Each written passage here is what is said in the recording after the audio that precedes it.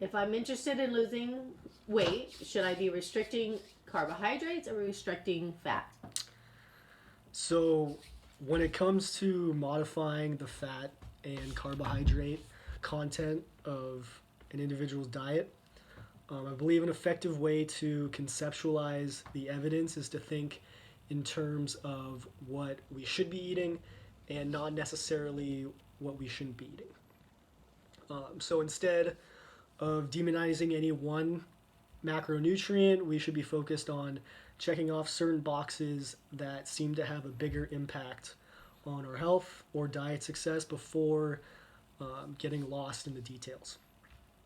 So, for example, Siedelman and colleagues found in 2018 meta analysis that there seems to be a U shaped association between carbohydrate intake and mortality.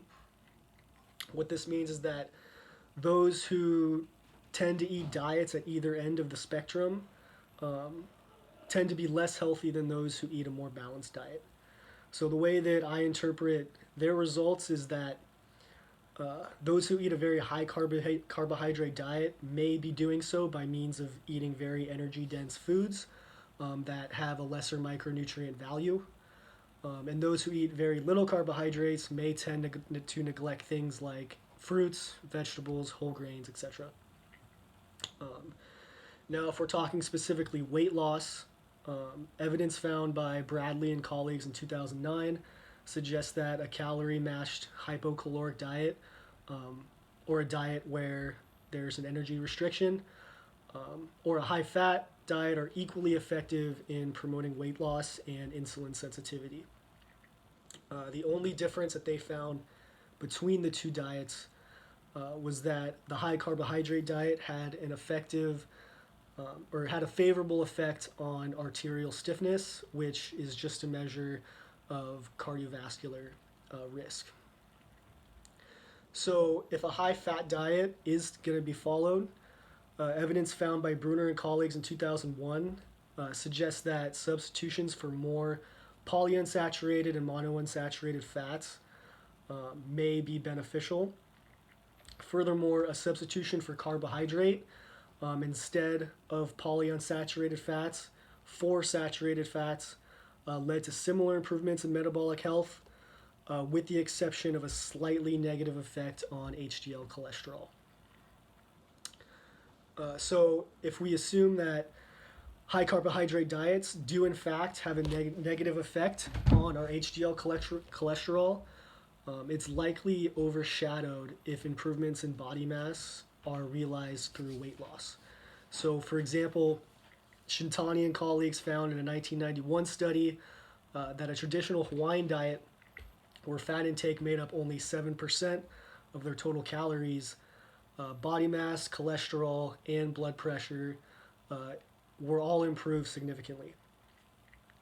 For practical application, one should focus on first obtaining a favorable calorie balance, regardless of what that entails in terms of diet composition. So, this is because diet adherence is extremely important for promoting long term success in weight loss. So, we want to start off by making changes that we can sustain at the very least.